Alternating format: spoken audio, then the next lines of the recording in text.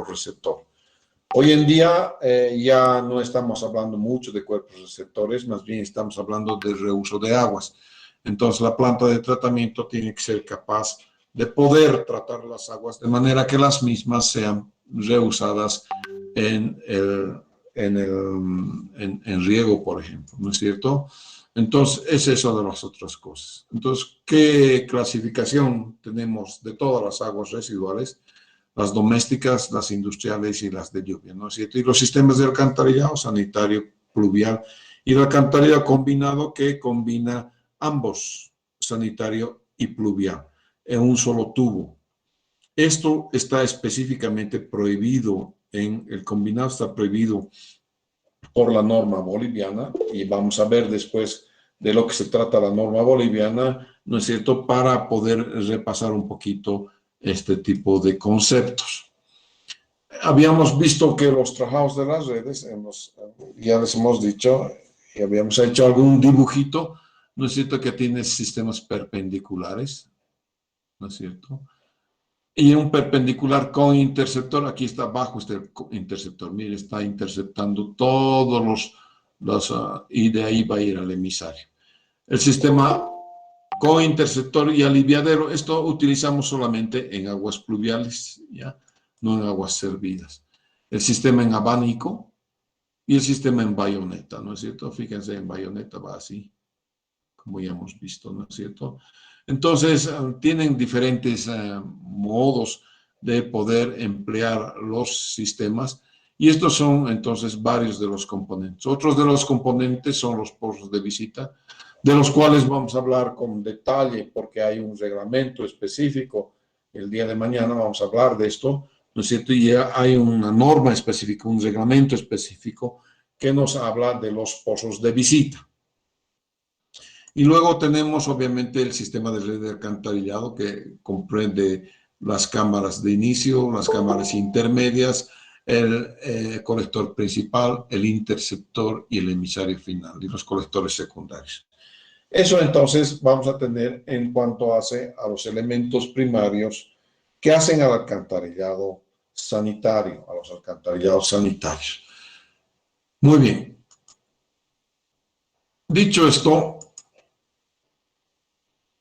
después tenemos lo que es la norma, ¿no es cierto? La norma, en realidad la norma, déjame ver, no está acá, un cachito.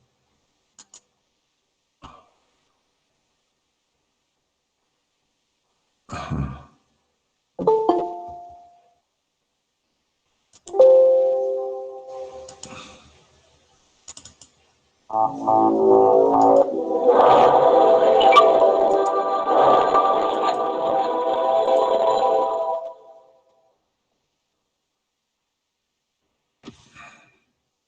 Bien.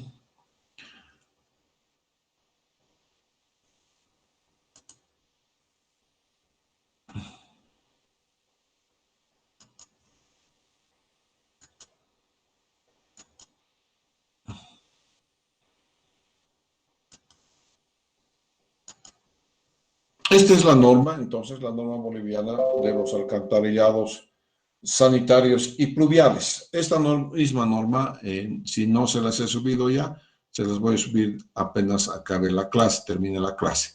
Muy bien, entonces, esta norma tiene que ver con el diseño. Es la última que está en vigencia.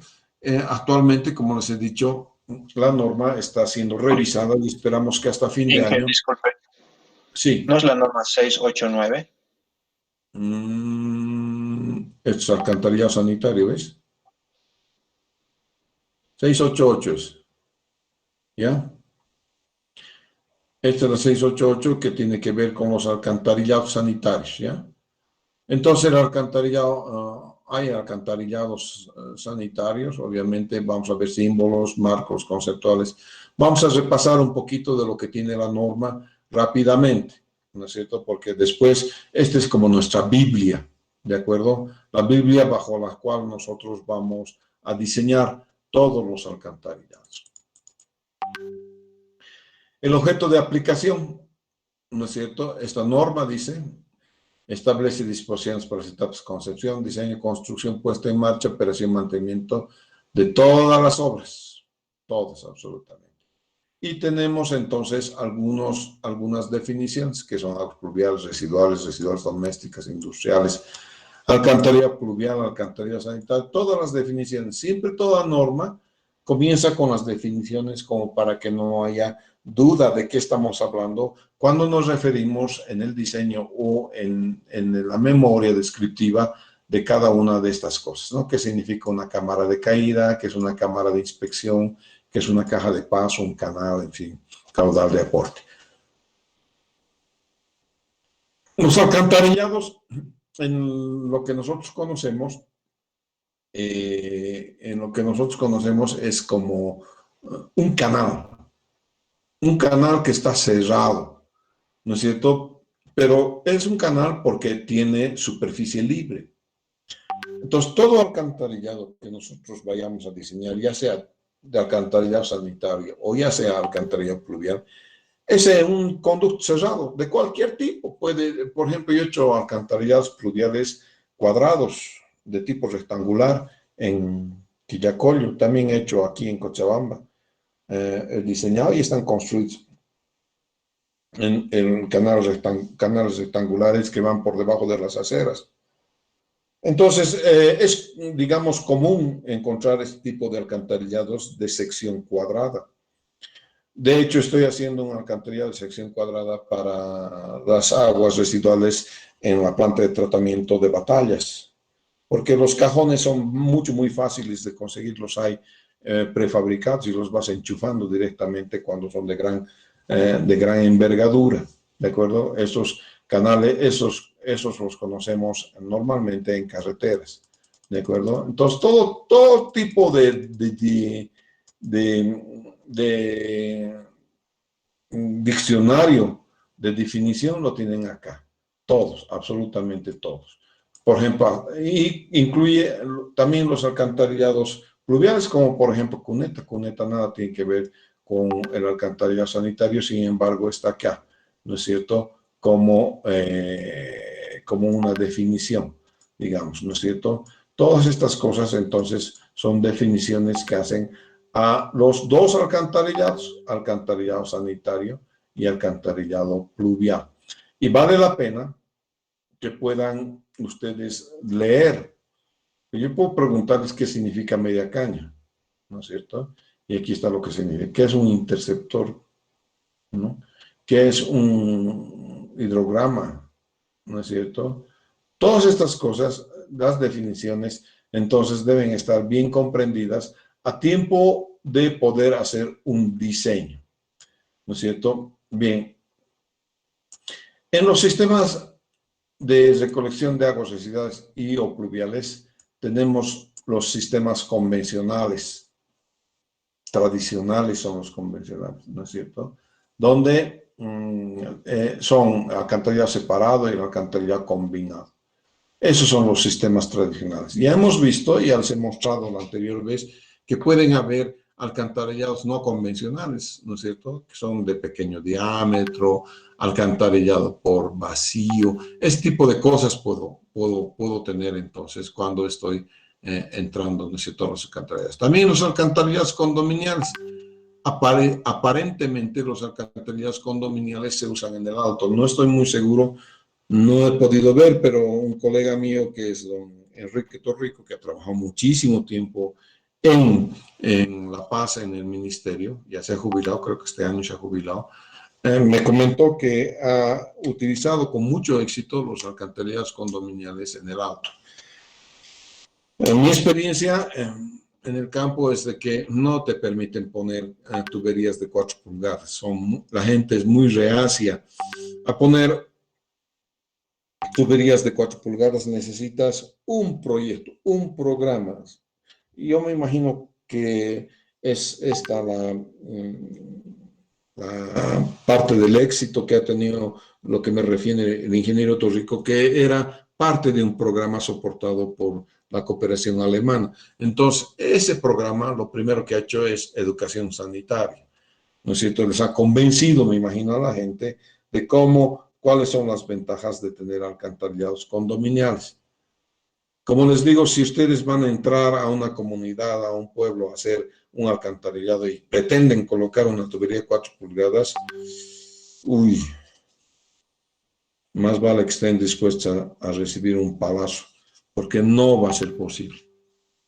Tienes también los alcantarillados sin arrastre de sólidos. Cuando yo quise hacer mi tesis, allá por los años 83, 84, uno de los temas que me propuso mi tutor, el que iba a ser mi tutor, era alcantarillado sin arrastre de sólidos en Trinidad. Porque la verdad es que en ese entonces, en Trinidad, todo el mundo tenía fosa séptica y después iba a pozo de absorción. Entonces, en vez de hacer eso, en vez de ir hacia el pozo de absorción, lo que se pretendía entonces es utilizar una tubería de mucho menor diámetro, ¿no es cierto? Porque ya no tiene sólidos, y eso llevar a una planta de tratamiento. Entonces, ese es el tipo de arrastre de tubería sin arrastre de sólidos, ¿no es cierto? Como alcantarillado de flujo decantado, de pequeño diámetro, alcantarillado de aguas residuales decantadas, de todo esto se conoce. ¿No es cierto? Hay alcantarillados simplificados, hay alcantarillados del tipo de alcantarillado vacío, ¿no es cierto? Este no conozco, el alcantarillado simplificado. ¿No? Alcantarillados modular 100% de plástico. Uf. Aquí se han inventado estas cámaras, tubos de inspección y limpieza, terminales de limpieza, que los vamos a ver como parte de los elementos de visita. Estos son elementos de visita, ¿no es cierto? Entonces, son varias cosas. Los sistemas aislados de disposición son aquellos que son los desconcentrados, ¿no es cierto? Tienes en tu barrio, puedes tener en tu barrio un sistema de alcantarillado que tenga una plantita de tratamiento y que esa plantita de tratamiento esté en tu barrio. Entonces, los componentes de los sistemas de recolección de evacuación deben correlacionarse de tal manera que todo sea funcional. Los estudios básicos están acá. ¿Qué estudios debes tener? Tienes estudios técnicos, tienes estudios socioeconómicos y tienes estudios ambientales. Dentro de esos tres términos vamos a nosotros emplear nuestro diseño. Ya hemos hablado nosotros de todo lo que es socioeconomía y cultural, ¿no es cierto? Ambiental no es mi materia, es materia de alguien más. No sé quién es el catedrático que hace ambiental. ¿Quién es? Era el ingeniero Jofred. Era. ¿Y ahora? Ha fallecido El ingeniero Jofred. Mercado. Ingeniero Mercado. El ingeniero Mercado hace ambiental. Sí, ingeniero. Álvaro. Sí. Álvaro Mercado. Ah, bueno, al menos tiene el entusiasmo de hacerlo, ¿no es cierto? Pero en realidad, en la parte ambiental, se necesita que tenga RENCA. ¿No es cierto? El RENCA es el Registro Nacional de Consultores Ambientales, ¿ya? Eso, con el paso del tiempo, se ha ido complicando un poquito. Quizás uno de los primeros ingenieros que ha utilizado el término ambiental he sido yo en el diseño de la línea de gas hacia Santa Cruz, hacia Puerto Suárez. Ahí me dieron, el Banco Mundial me llenó de papeles y de lo que se llamaban memorial transmittals, que eran guías de diseño y evaluación ambiental. Estábamos dando los primeros pasos ambientales, no había ley 333, la ley 333 es del Gallo, Paz Zamora, de él es la ley 333.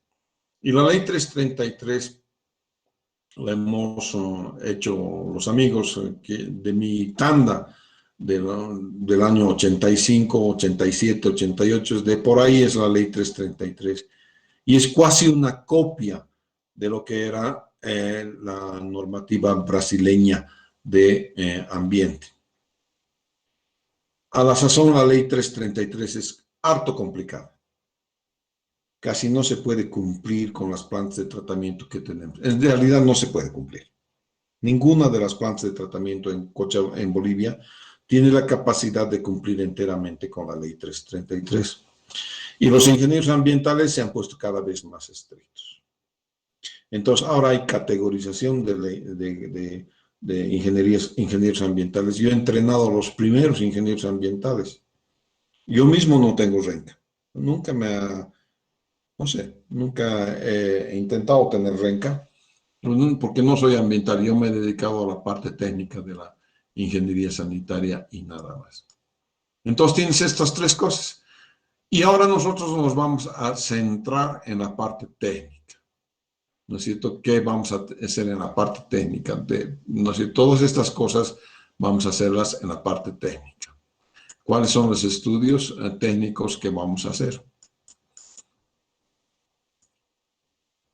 ¿No es cierto? Entonces, ¿qué componentes vamos a poner vamos a diseñar en el alcantarillado sanitario? Todos los colectores, interceptores, bombeos, emisarios y el tratamiento.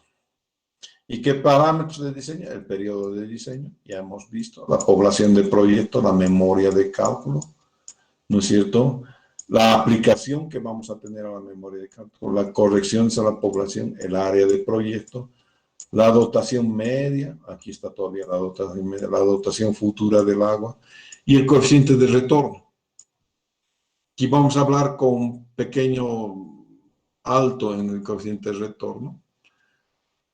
Las contribuciones de aguas residuales, las domésticas, y hemos hecho un ejercicio, pues las industriales, las comerciales, las de instituciones públicas, la infiltración lineal, con estos coeficientes que son los coeficientes de infiltración, las conexiones cerradas y los coeficientes de punta, que son Harmon, Babbitt, Flores, Poppel y K1 y K2. En un ejercicio que vamos a hacer el día de mañana, vamos entonces a intentar utilizar y encontrar los caudales, ¿ya? ¿De acuerdo? Utilizando obviamente todos los coeficientes de mayoración, ¿ya? Que tenemos acá. Todos, absolutamente. Para finalmente encontrar el caudal de diseño. Los criterios de diseño contenidos en la normativa están los de Collebrook-White. Collebrook-White era antes muy difícil de aplicar. Fíjense esta rugosidad relativa, la viscosidad. En realidad es bastante complicado de todos modos aplicar la fórmula de Collebrook-White. Los ingenieros sanitarios aplicamos Manning para poder diseñar los alcantarillados sanitarios y hasta ahora nadie ha dicho nada. Y esta es la ecuación de Manning. Tienes las partes, vamos a entrar a la parte hidráulica, toda esta parte hidráulica vamos a verla en detalle. Verán que el coeficiente N de rugosidad para el alcantarillado sanitario solamente puede ser únicamente 0.013, debido a la formación de biopelícula en el interior del alcantarillado. O sea, pongas el material que pongas, plástico o cemento, se va a formar la biopelícula. Y esa biopelícula es la que le da la característica de rugosidad a la tubería de alcantarillado. Como no sabemos qué realmente es esa rugosidad, hay una convención de poner 0.013. Punto. Se acabó. Diámetros mínimos. Fíjense que la norma aplica el diámetro mínimo de 4 pulgadas. ¿Ya? Pero, como les digo, esto es muy peludo de aplicar en los pueblos. De hecho, por ejemplo, mi experiencia en Terazama, ni siquiera 6 pulgadas me han dejado poner. 8 pulgadas es. Con 8 pulgadas estamos como tubería mínima, ¿no es cierto? En alcantarillados pequeños, sin arrastre sólido, era 2 pulgadas. Esto de las 4 pulgadas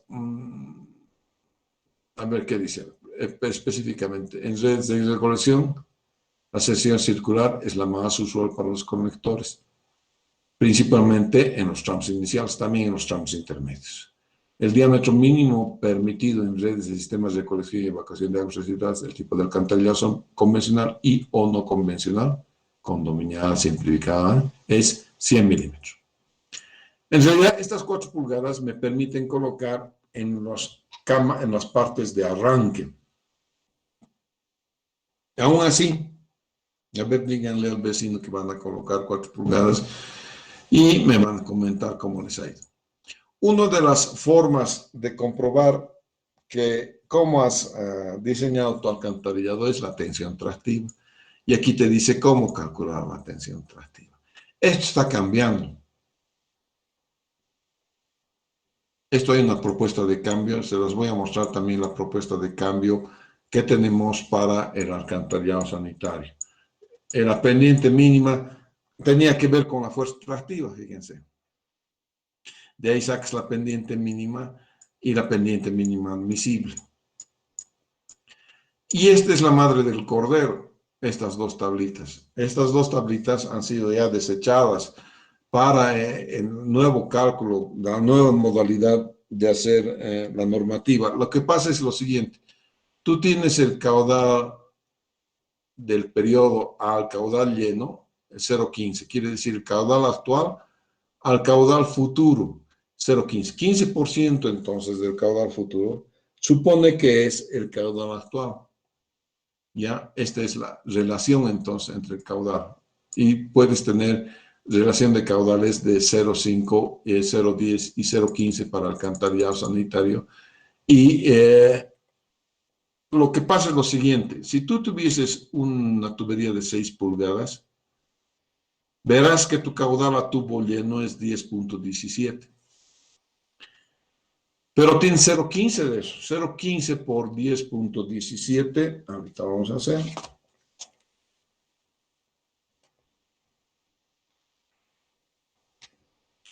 Es 1.52. Entonces, si aplicamos este 0,15 al caudal a tubo lleno, entonces el caudal mínimo minimorum que tú deberías tomar en cuenta es 1.52 litros por segundo. La norma toma 1.5 litros por segundo como el caudal mínimo minimorum. Antes, el caudal mínimo minimorum correspondía a la largada de un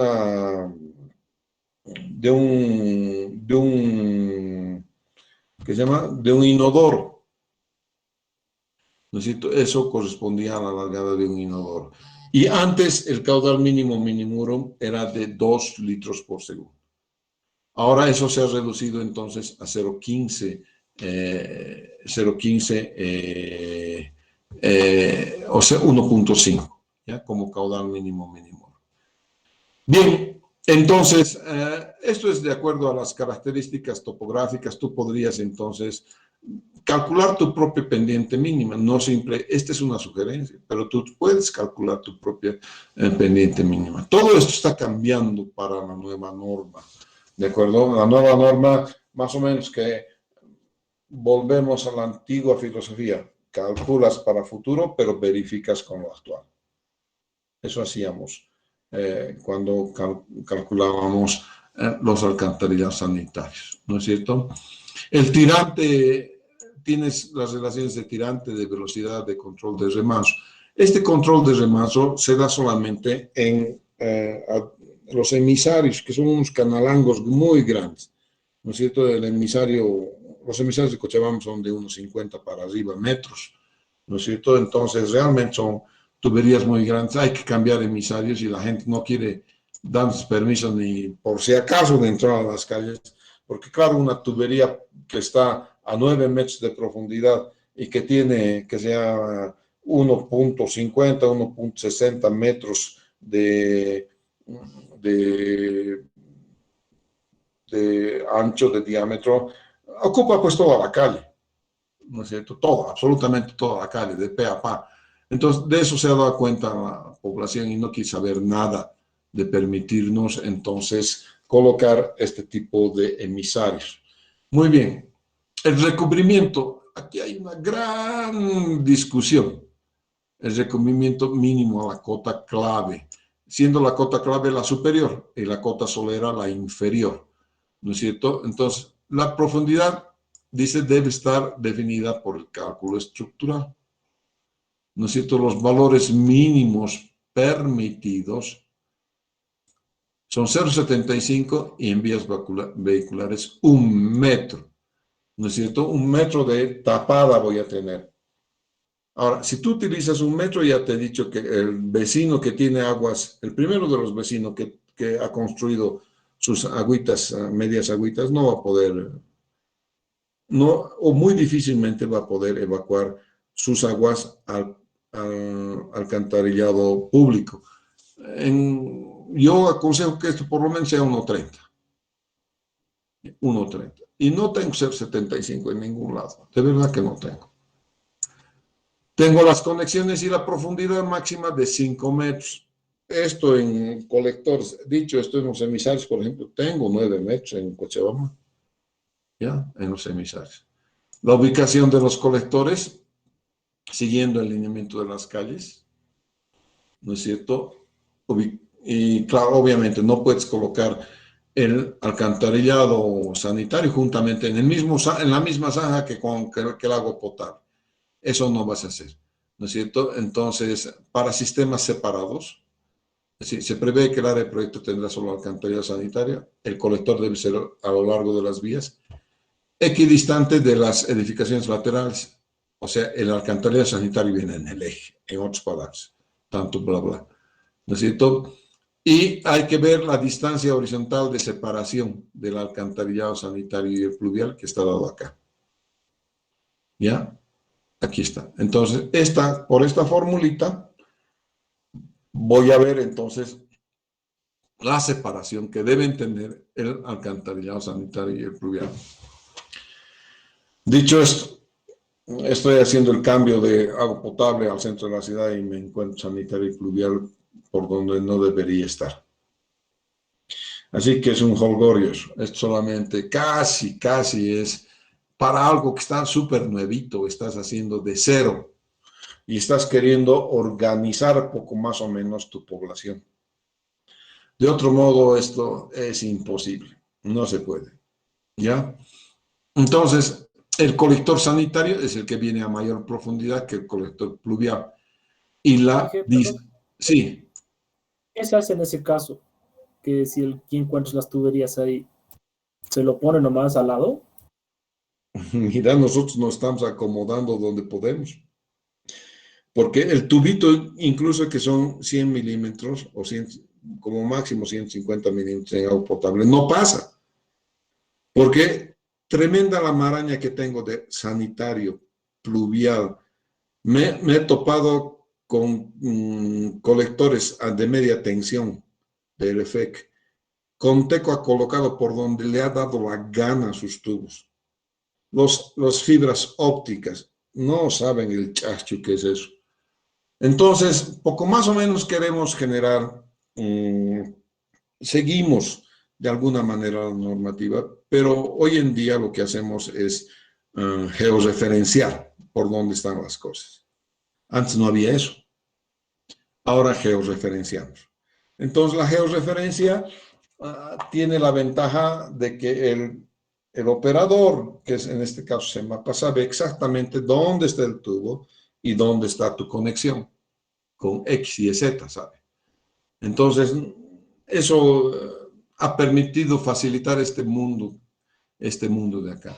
Lo que sí nosotros hacemos es intentar cumplir estas cosas, ¿ya? Cumplir estas cosas, porque si no puedes tener contaminación.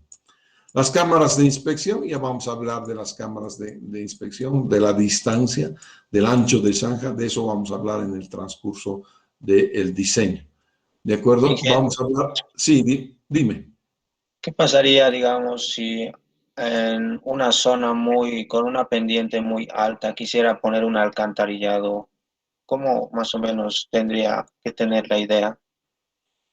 Hacemos varias caídas, lo que decimos, hay que romper la energía, porque no puedes llegar a pendiente crítica. Si llegas a pendiente crítica y de repente bajas la pendiente, de una pendiente mayor vas a una pendiente menor, se te va a producir resalto hidráulico. Y cuando produzca resalto hidráulico, la tubería va a trabajar a presión. Y no se trata de que en los alcantarillados tengas tubería a presión. Por lo tanto, entonces, cada vez hacemos, que se llama caídas. Ya, entonces, de rato en rato tenemos caídas en el alcantarillado sanitario que me permitan, entonces, romper la presión. ¿De acuerdo? Bien. Los interceptores y emisarios también se calculan aparte. ¿De acuerdo? Entonces, hay una normativa para el dimensionamiento hidráulico de los interceptores y los emisarios. Cómo se hacen las directrices, cuáles son todas estas cosas las vamos a ver cuando, y como les decía, el remanso se produce en interceptores y en emisarios, nada más. Aquí tienes los disipadores de energía, ¿no es cierto? Y las cámaras de inspección en emisarios y en interceptores. Y luego vienes con el alcantarillado pluvial, tienes todo lo que es lo referido al alcantarillado pluvial, cómo vas a sacar el caudal. Como verán, el caudal es el viejo CIA, que es lo que ustedes conocen con el nombre de caudal por el método racional. En Inglaterra le dicen caudal por el método de Lloyd-Davis. Las cuencas para el uso de caudal máximo son hasta 50 hectáreas. En Inglaterra hacen hasta 200 hectáreas. Bien, aquí tenemos que reflexionar a la gente que ha tomado esta materia, debe también haber cursado hidrología, porque yo ya no hago repaso de hidrología, yo directamente aplico las cosas de hidrología. Hay un examen de hidrología. Y después tienes las curvas de intensidad, duración, frecuencia. Nosotros vamos a hacer curvas de intensidad, duración, frecuencia, la aplicación, porque de eso ya saben ustedes, ya han hecho en hidrología esta parte de que son las curvas de duración, frecuencia, su relación con los periodos de retorno, su relación con la intensidad de precipitación y los coeficientes de escurrimiento. Con ello ya vamos a entrar entonces al propio cálculo del alcantarillado pluvial, que está aquí dimensionado con sus criterios de diseño. También tiene tracción mínima y esto es básicamente lo que son los componentes del alcantarillado sanitario y además cómo vamos a diseñar, cómo vamos a disponer en el campo de tanto del alcantarillado sanitario como el alcantarillado pluvial. El alcantarillado combinado, todos los ingenieros sanitarios no queremos ni saber de alcantarillado combinado. No está. ¿Qué dice acá? Pero aquí hay una forma. El Sewer Cap toma en consideración alcantarillados combinados. No hace separación. Eso es muy grave. ¿Ya? Pero alguna gente, cada vez que se mete en camisa de 11 varas para diseñar con SewerCAD. El SewerCAD es muy bonito, te permite hacer muchas cosas. Yo utilizo SewerCAD cuando estoy haciendo las líneas de bombeo. ¿Ya? Son bien interesantes para esas cosas. Pero yo escribía, tengo el SewerCAD y el WireCAD originales, tengo licencia. Y escribí a la HACCP Methods y me han contestado que no, el mercado boliviano es muy chico para... De hecho, creo que eran 4 o 5 individuos que teníamos la licencia, ¿no es cierto?, para que nos hagan la diferencia de tener caudal mínimo 1.5 litros por segundo. No hay eso, ¿no es cierto? Entonces, eso es bien difícil hacerlo, ¿ya? Y estos son los parámetros de diseño, entonces, para ambas cosas. Bien, señores, y después tenemos las estructuras complementarias, nada más que son los postos de visita, las cámaras, en fin, todas esas cosas, las estaciones de bombeo, los sifones invertidos solamente para alcantarillado pluvial, ¿ya? Y las descargas y los aliviaderos que también empleamos en alcantarillado pluvial. Entonces, estas partes constituyen lo que se llama el cuerpo de todo lo que vamos a hacer nosotros en el diseño de alcantarillado. Estaciones de bombeo es una parte que hacemos, la hacemos con cuidadito, los tipos de estaciones de bombeo, Yo he debido hacer ya unas 15 estaciones de bombeo, la mayor parte para EPSAS, ¿ya? Y después vamos a hablar de métodos constructivos y operaciones de mantenimiento.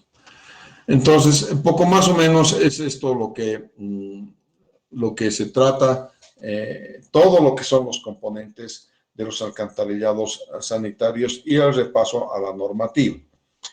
Lo que les quiero decir es que la normativa es la Biblia. Y hasta que cambiemos la normativa, tito nomás es lo que tenemos que utilizar. Cuando cambiamos la normativa y esté promulgada por decreto supremo, ¿no es cierto? Entonces vamos a aplicar la nueva normativa. Entre tanto, continúa vigente la NB 688. ¿Sí? ¿Alguna pregunta?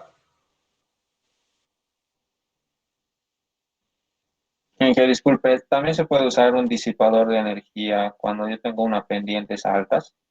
Sí. Ahora, los disipadores de energía tienen que tener cuidado porque cuando el agua negra entra en contacto con el oxígeno, toma moléculas de oxígeno y desprende sulfídrico. En otras palabras, es hediondo. Y si las concentraciones de sulfídrico son suficientemente grandes, pueden conducir a la muerte. ¿Ya? Y la muerte es casi instantánea. ¿Alguna otra pregunta?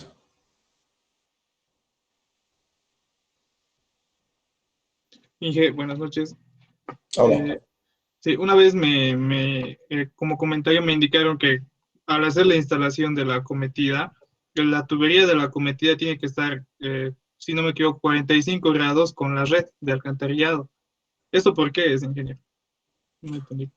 No hay conexiones en T, en alcantarillado, en T perpendicular, en ningún alcantarillado, ni en los alcantarillados de las edificaciones, ni en los alcantarillados públicos. Ya esto, nosotros empleamos la Y sanitaria. Y la Y sanitaria es una Y que tiene una conexión en 45 grados. Entonces entra y facilita entonces el escurrimiento. Si tú lo tuvieras perpendicular, podrías tener un reflujo hacia tu casa. Eso es uno. Preferimos, sin embargo, tener las conexiones domiciliares por arriba del tubo. ¿Sí? No en el eje, sino por arriba, le caemos por arriba. ¿Ya? Ya, Inge, gracias. ¿Algo más?